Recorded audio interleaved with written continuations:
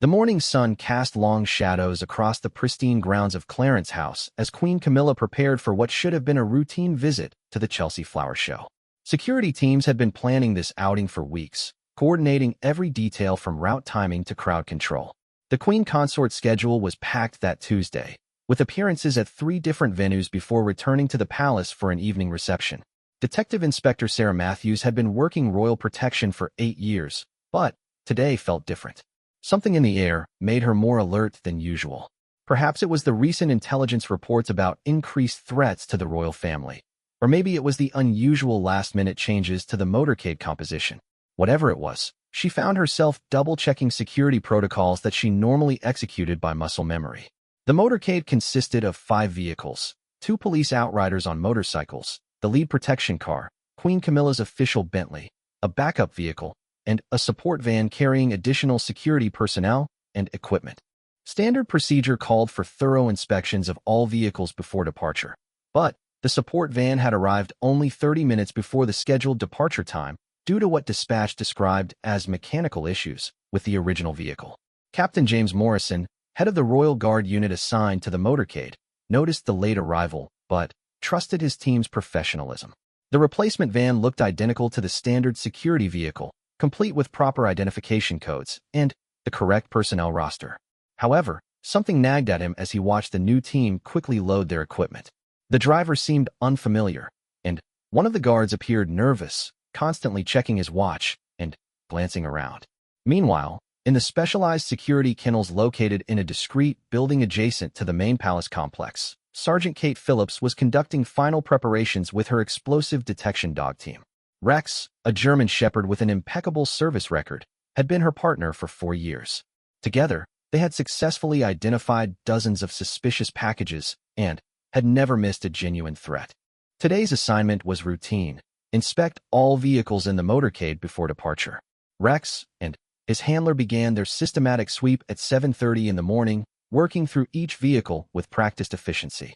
The police motorcycles were clean, as expected. The lead protection car passed inspection without incident. Queen Camilla's Bentley, which underwent daily security checks, showed no signs of tampering or foreign substances. The backup vehicle also cleared inspection protocols. When they reached the support van, Rex's demeanor changed immediately. His ears perked up, and he began circling the vehicle with increased intensity. Phillips recognized the signs. Her partner had detected something that didn't belong. Rex stopped at the rear cargo compartment and sat down, his trained signal for a positive detection. Phillips felt her heart rate increase as she called for Captain Morrison. The cargo area appeared normal at first glance, filled with standard security equipment, communications gear, and emergency supplies. However, Rex remained focused on a particular section near the back left corner. Phillips ran her hands along the interior panels, searching for any irregularities. Her fingers detected a slight difference in texture along what should have been a seamless metal surface. Captain Morrison arrived within minutes, bringing additional security personnel and the motorcycle team leader. They immediately sealed off the area around the support van and contacted the Palace Security Command Center. Queen Camilla's departure would be delayed indefinitely while they investigated Rex's detection. The driver of the support van, a man named David Clark according to his identification, claimed ignorance about any unusual cargo. He insisted that the vehicle had been loaded by standard protocol at the motor pool facility and that he had only driven it to the pickup location. His credentials checked out through initial verification, but something about his story didn't align with the timeline that other team members provided. Detective Inspector Matthews began questioning the support van crew individually, while Captain Morrison supervised the detailed inspection of the vehicle's cargo area. The hidden compartment that Rex had detected was cleverly concealed behind a false panel that required specific knowledge to access. Inside, investigators discovered a metal container approximately the size of a briefcase, unmarked and secured with a digital lock. The discovery triggered immediate emergency protocols. The entire motorcade area was evacuated except for essential personnel wearing protective gear. Bomb disposal experts were summoned from Scotland Yard, and the Palace Security Command Center initiated lockdown procedures for all royal residences. Queen Camilla was moved to a secure location within Clarence House, while security teams assessed the potential threat level. Initial examination of the mysterious container revealed no obvious external indicators of explosives or biological hazards, but protocols demanded extreme caution. The device appeared to be professionally constructed, with no visible manufacturer markings or identification numbers. Its digital lock showed no signs of tampering, suggesting it had been deliberately placed rather than discovered by chance. As news of the security breach began circulating through palace staff, speculation ran wild about the nature of the threat and how such a serious breach had occurred. The support van's last-minute substitution became a focal point of the investigation, raising questions about the reliability of the motor pool security procedures and the background verification process for temporary personnel assignments. Detective Inspector Matthews discovered discrepancies in David Clark's employment records during her background investigation. While his identification appeared genuine, his work history contained gaps that hadn't been properly verified during the rush to replace the original support van crew. Phone calls to his listed previous employers yielded confusing responses, with some claiming no record of his employment despite documentation suggesting otherwise. The bomb disposal team arrived in specialized equipment trucks, transforming the normally quiet palace grounds into a scene resembling a major crime investigation. Technicians in protective suits carefully transported the mysterious container to a secure examination facility, while investigators continued questioning the support van personnel and reviewing security footage from the motor pool facility where the vehicle had been loaded. Rex continued to display alert behavior even after the container's removal, suggesting additional concerns that required investigation.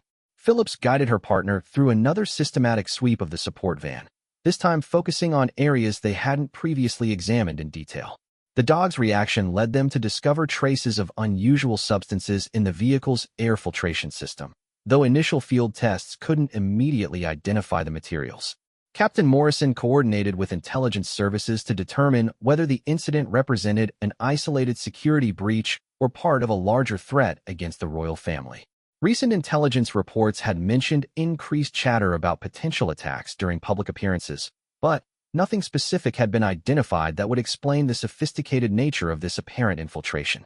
The investigation expanded to include review of all recent personnel changes within the Royal Protection Services, examination of security procedures at the motor pool facility, and analysis of communication intercepts from the past several weeks. Every member of the Motorcade team underwent additional background verification, and their recent activities were scrutinized for any connections to suspicious individuals or organizations. As the morning progressed, it became clear that this incident represented the most serious security breach involving the royal family in recent years. The professional nature of the hidden compartment and the sophisticated timing of the vehicle substitution suggested an organized effort rather than an opportunistic attack by a lone individual. Queen Camilla remained in secure quarters while security teams worked to determine whether it was safe to proceed with any public appearances. The Chelsea Flower Show organizers were discreetly informed of potential delays without being told the specific reasons, maintaining the careful balance between security and public relations that characterized all royal engagements. Detective Inspector Matthews continued her interrogation of David Clark, whose story became increasingly inconsistent under detailed questioning. He claimed to have received his assignment through normal channels, but the communication records didn't support his version of events. His nervousness, initially attributed to the stress of the security investigation, began to appear more significant as contradictions in his statements accumulated. The mysterious container remained under examination in the secure facility while technicians worked to safely access its contents. Initial scans revealed complex internal components that didn't match any known explosive devices, but the sophisticated construction suggested serious intent regardless of the specific threat type. Palace security protocols required notification of senior royal family members about significant threats, but the decision was made to limit information sharing until investigators better understood the nature and scope of the incident. The potential for panic or overreaction needed to be balanced against the genuine security concerns that the discovery represented. As the investigation continued, it became apparent that this incident would have far-reaching consequences for royal security procedures, personnel verification processes, and the trust relationships that made royal protection possible. The fact that such a serious breach had come within minutes of success raised uncomfortable questions about the effectiveness of existing safeguards and the potential for future attacks. The secure examination facility buzzed with activity as technicians worked around the clock to safely access the mysterious container discovered in Queen Camilla's motorcade. Dr. Elizabeth Harper, the senior explosive ordnance disposal specialist, had 20 years of experience with sophisticated devices, but this case presented unique challenges that kept her team on edge. The container's digital lock system proved more complex than initially anticipated. Rather than a simple numeric code, it appeared to require biometric verification combined with encrypted data transmission. This level of sophistication suggested either state-level involvement or access to military-grade security technology that wasn't readily available to typical criminal organizations. Detective Inspector Matthews made a breakthrough in her investigation of David Clark when she discovered that his real name was Marcus Webb, a former electronics specialist who had been dishonorably discharged from the military 3 years earlier. His expertise in communication systems and electronic devices provided a possible explanation for his involvement in the sophisticated security breach, but it also raised new questions about who had recruited him and provided the advanced equipment. The motor pool investigation revealed systematic weaknesses in the security verification process that had allowed the substitution of the support van to occur without proper oversight. Sergeant Michael Torres, the facility's security manager, admitted under questioning that staff shortages and time pressures had led to shortcuts in the vehicle inspection protocols. The original support van had indeed experienced mechanical problems, but the replacement had been arranged through unofficial channels that bypassed normal security clearance procedures. Queen Camilla received regular briefings about the investigation's progress from her personal protection officer while remaining in the secure wing of Clarence House. The Queen Consort expressed concern not only for her own safety, but also for the potential implications for other royal family members and upcoming public engagements. The annual summer schedule included dozens of appearances that would need to be reassessed in light of this security breach. Rex and Sergeant Phillips continued their detailed examination of evidence from the support van, leading to the discovery of additional electronic components hidden within the vehicle's standard communication equipment. These devices appeared designed for surveillance rather than direct attack, suggesting that the operation might have been intended to gather intelligence about royal security procedures rather than cause immediate harm. The surveillance equipment discovery shifted the investigation's focus toward identifying what information might have been compromised and whether other royal vehicles or facilities had been similarly infiltrated. Technical analysis revealed that the devices were capable of intercepting and recording radio communications, GPS tracking data, and even conversations within the vehicle through sophisticated microphone systems. Captain Morrison coordinated with intelligence services to trace the source of the surveillance equipment, which bore manufacturing marks consistent with devices used by professional espionage organizations. The quality and capabilities of the equipment suggested backing by a well-funded group with access to advanced technology, rather than a domestic criminal enterprise or terrorist cell. Marcus Webb's interrogation revealed connections to a network of individuals with military backgrounds who had been recruited for various security-related activities. He claimed to have been told that his assignment was part of a legitimate security assessment being conducted with royal approval, but investigators found no evidence of any such authorized operation. His handlers had apparently exploited his financial difficulties and lingering resentment about his military discharge to secure his cooperation. The biometric lock on the main container finally yielded to the technical team's efforts, revealing contents that surprised even experienced investigators.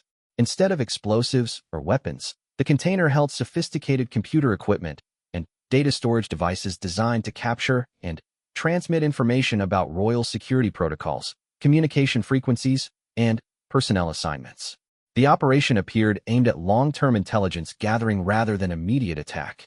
Dr. Harper's analysis of the computer equipment revealed that it had been programmed to automatically collect and transmit data about the motorcade's security measures, including radio frequencies, route timing, and personnel positions.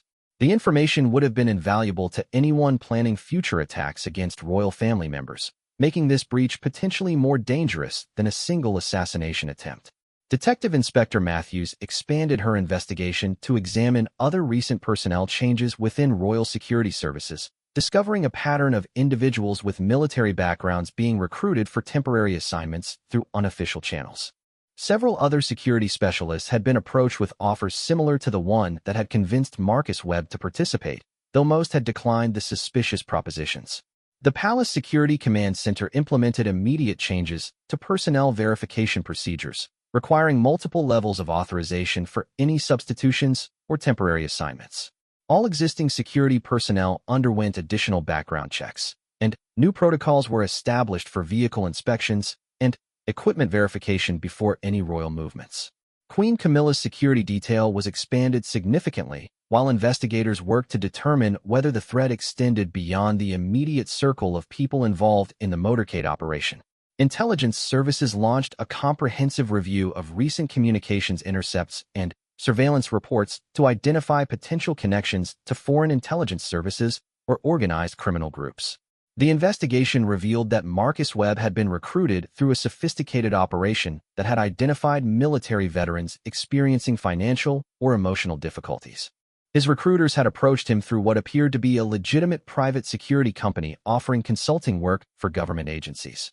The false company had impressive credentials and references that checked out superficially, but proved to be elaborate fabrications upon detailed investigation. Technical analysis of the transmitted data revealed that the surveillance operation had been active for several weeks before its discovery, during which time it had collected information about multiple royal movements and security procedures. The scope of the intelligence compromise required a complete review of royal security protocols and immediate changes to communication systems, route planning procedures, and personnel assignments. The support van itself underwent forensic examination that revealed evidence of professional modification to conceal the surveillance equipment and create the hidden compartment where the main container was stored. The quality of the work suggested involvement by individuals with specialized technical skills and access to sophisticated tools and materials. Captain Morrison faced difficult decisions about how to maintain royal security while the investigation continued. Public appearances needed to continue to maintain normal royal duties, but the security requirements had increased dramatically. Every future motorcade would require additional vehicles, personnel, and inspection procedures that would strain available resources and potentially impact the spontaneity that made royal engagements effective. The intelligence services investigation expanded internationally as they attempted to trace the origins of the surveillance equipment and identify the ultimate sponsors of the operation. Preliminary analysis suggested possible connections to foreign intelligence services interested in British security procedures, but definitive attribution remained elusive as the operation had been carefully designed to obscure its true origins. Rex received additional training in detecting electronic surveillance equipment as part of the enhanced security measures implemented following the discovery.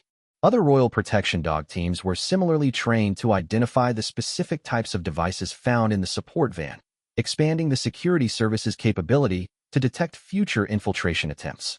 Detective Inspector Matthews discovered that the private security company used to recruit Marcus Webb had been established specifically for this operation and had no genuine business activities beyond serving as a front for the recruitment effort. The company's offices, references, and even its website had been created to withstand casual investigation, but collapsed under detailed scrutiny. The financial trail leading to the false security company revealed a complex network of shell companies and offshore accounts designed to obscure the source of funding for the operation. International cooperation would be required to trace the money back to its origins, a process that could take months or years to complete while potentially revealing connections to other intelligence operations. Queen Camilla resumed limited public engagements under enhanced security protection while investigators continued their work. The Queen Consort insisted on maintaining her charitable commitments and public duties despite the increased risk, but agreed to additional security measures and restrictions on spontaneous interactions with the public. The Chelsea Flower Show appearance was rescheduled with completely revised security arrangements that included additional vehicles, expanded personnel, and new communication protocols. The organizers were briefed on general security concerns without being told specific details about the surveillance operation, maintaining the balance between transparency and operational security. Palace officials began developing new protocols for public disclosure of security incidents that would provide appropriate transparency without revealing details that could compromise future protective measures. The incident represented a new category of threat that existing procedures hadn't anticipated, requiring careful consideration of how to inform the public about security concerns while maintaining effective protection capabilities. 3 weeks after the initial discovery, the investigation into the royal security breach reached a critical turning point when international intelligence cooperation finally identified the true scope of the surveillance operation. Detective Inspector Matthews received a classified briefing that revealed connections to at least 4 other European royal families who had experienced similar infiltration attempts over the previous 18 months. The pattern that emerged painted a picture of a sophisticated intelligence operation targeting royal security procedures across multiple countries. The goal appeared to be comprehensive mapping of protective protocols that could be used for future attacks or sold to the highest bidder on the international criminal market. Britain's royal family represented the highest value target due to their global prominence and extensive security arrangements. Marcus Webb agreed to cooperate fully with investigators after his legal counsel explained the serious charges he faced and the potential benefits of providing complete information about his recruitment and training. His detailed account revealed a recruitment process that had identified and exploited dozens of former military personnel across Europe, using their financial difficulties and professional skills to create a network of intelligence assets within security services. Dr. Harper's analysis of the computer equipment discovered in the Motorcade revealed that it contained detailed information about royal security procedures from multiple countries, suggesting that the British operation was part of a much larger intelligence collection effort. The sophistication of the data compilation and analysis capabilities indicated backing by an organization with substantial resources and technical expertise. Queen Camilla's security arrangements were permanently enhanced following the investigation's findings, with new protocols that assumed potential compromise of traditional security measures. The Queen Consort worked closely with her protection detail to develop arrangements that maintained her public accessibility while accounting for the new threat environment that the investigation had revealed.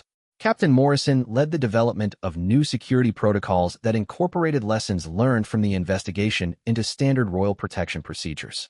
The changes included enhanced vehicle inspection requirements, expanded background verification for all personnel, and new communication systems that were resistant to the types of surveillance equipment that had been discovered. The international investigation revealed that the surveillance operation had been funded through a network of private military contractors and intelligence brokers who sold information to various clients, including criminal organizations, terrorist groups, and hostile foreign governments.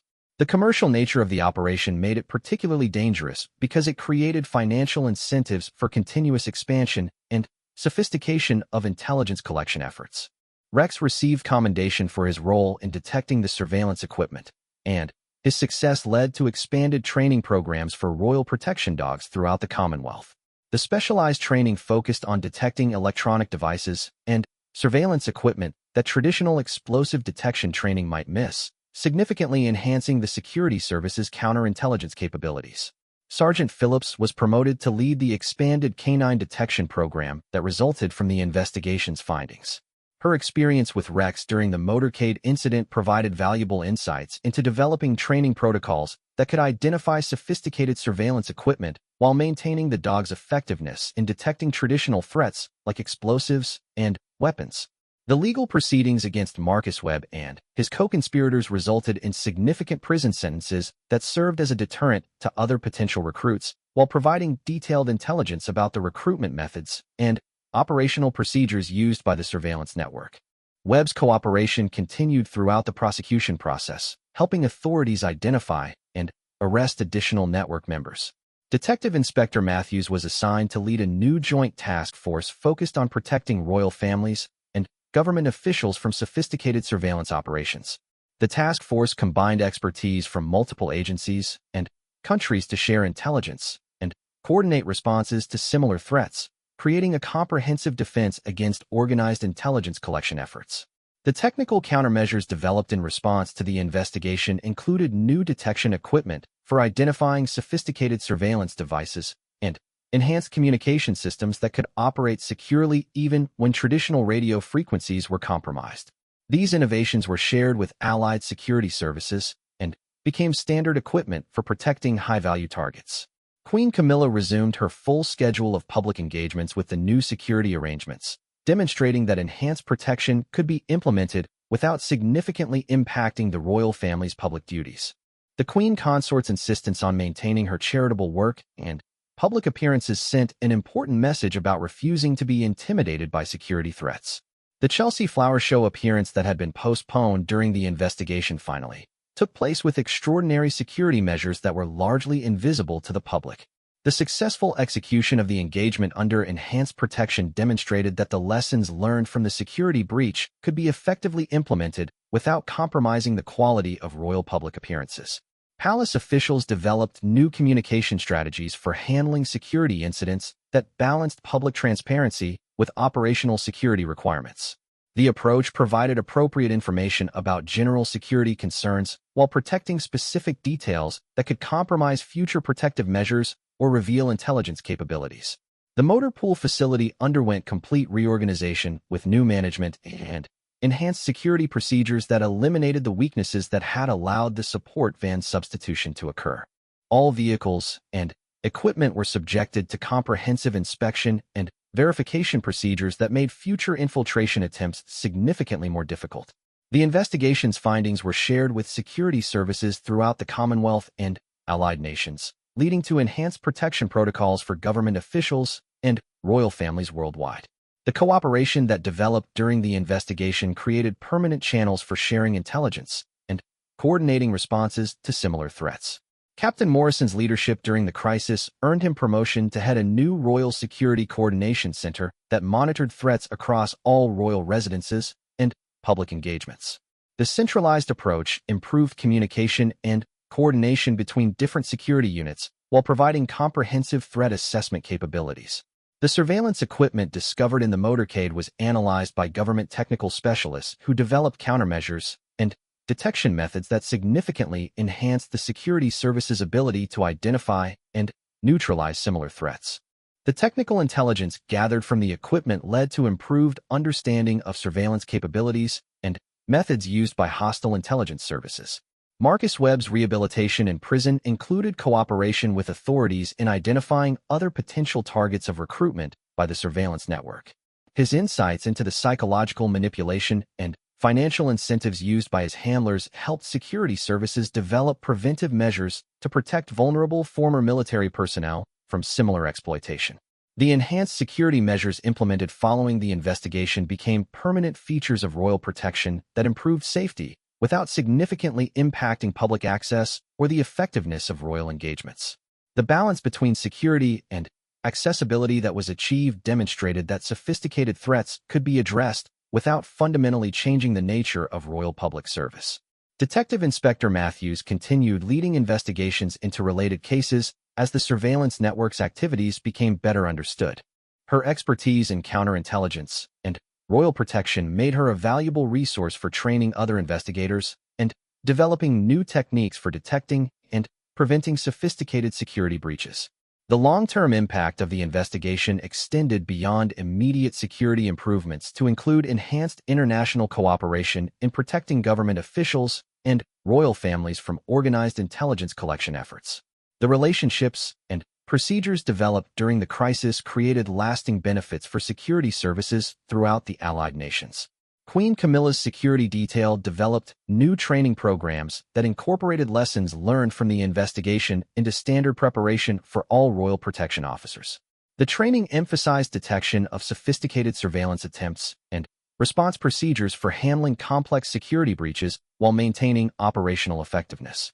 The successful resolution of the investigation and implementation of enhanced security measures demonstrated the resilience and adaptability of royal protection services in responding to evolving threats. While the discovery of the surveillance operation had been alarming, the comprehensive response and international cooperation that followed significantly strengthened security capabilities and established new standards for protecting high-value targets from sophisticated intelligence collection efforts. The final report on the investigation was classified at the highest levels, but its conclusions led to permanent changes in security protocols that improved protection for government officials and royal families throughout the allied nations. The legacy of Rex's detection and the subsequent investigation continued to influence security practices and international cooperation for years after the original incident was resolved.